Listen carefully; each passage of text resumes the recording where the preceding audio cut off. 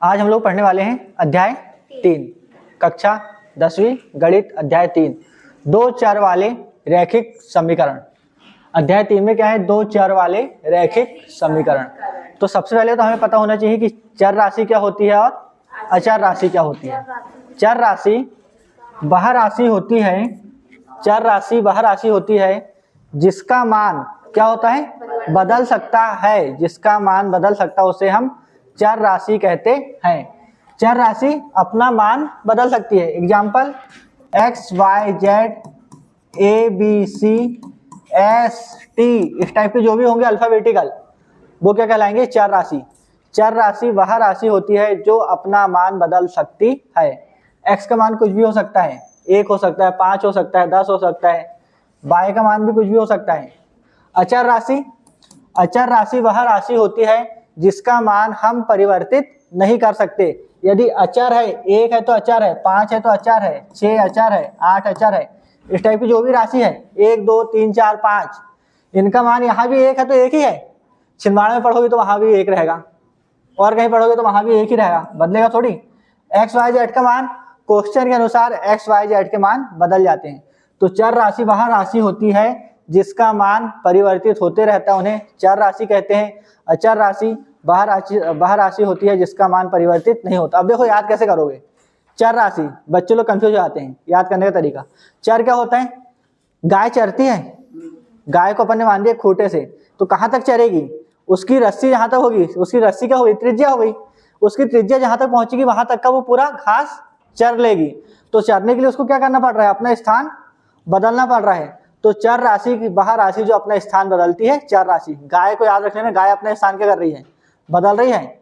तो वैसे ही गाय स्थान बदल रही है तो क्या होती है? चर राशि। और अचर राशि जो अपना स्थान नहीं बदलती वह कहलाती है अचर राशि।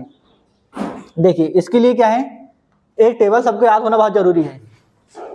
a1/a2 बराबर b1/b2 बराबर c1/c2, जब तीनों बराबर हैं। अब यहाँ a1 a2 क्या है, b1 b2 क्या है? जैसे कोई समीकरण दिया हुआ है 2x ऋण 3y बराबर 6, 4x ऋण 6y बराबर 12। ठीक है, तो जो समीकरण एक रहेगा, ऊपर वाला जो समीकरण रहेगा, इसको हम लिखते हैं क्या? a1, इसको हम क्या लिखते हैं? b1, इसको क्या लिखेंगे?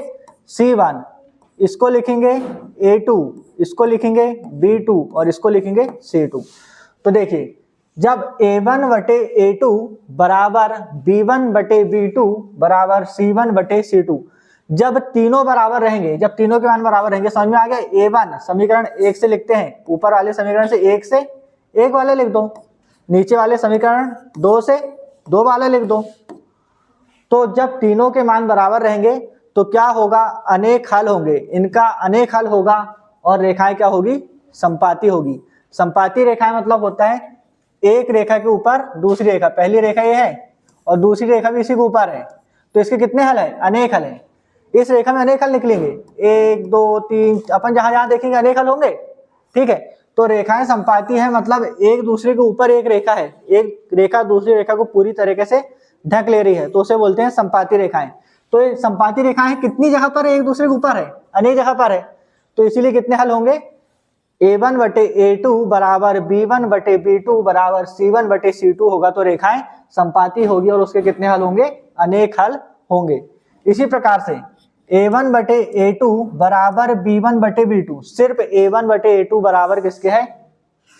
b1/b2। a1/a2 बराबर b1/b2 के है, बराबर नहीं है, c1/c2 के बराबर नहीं है, तो क्या होगा?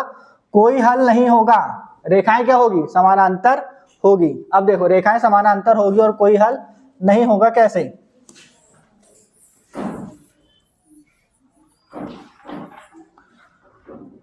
रेखाएं समानांतर होगी। समानांतर रेखाएं क्या होती है? वह रेखा जो समान दिशा में आगे बढ़ती है, कभी भी एक दूसरे को प्रतिच्छेद नहीं करती, उसे कहा जाता है समानांतर रेखाएं। ये समानांतर रेखाएं हैं, इनके कितने हल हैं? ये कहीं एक दूसरे को मिल रही है क्या?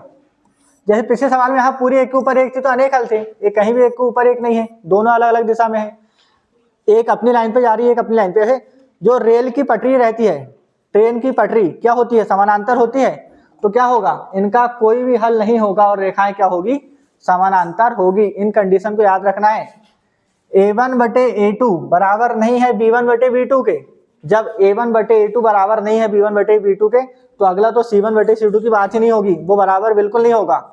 जब सामने वाला ही बराबर नहीं है मतलब क्या होगा, केवल एक हल और रेखाएं क्या होगी, प्रतिच्छेद करेगी।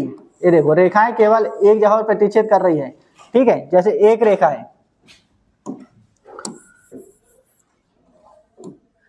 एक रेखा ये है, एक रेखा ये है, कितने यहाँ पर प्रतिच्छेद कर रही है, केवल एक जगह पर रेखा प्रतिच्छेद कर रही है, यहाँ पर प्रतिच्छेद कर रही है तो कितने हल होंगे, केवल एक हल होगा और रेखाएं क्या होगी, प्रतिच्छेद होगी।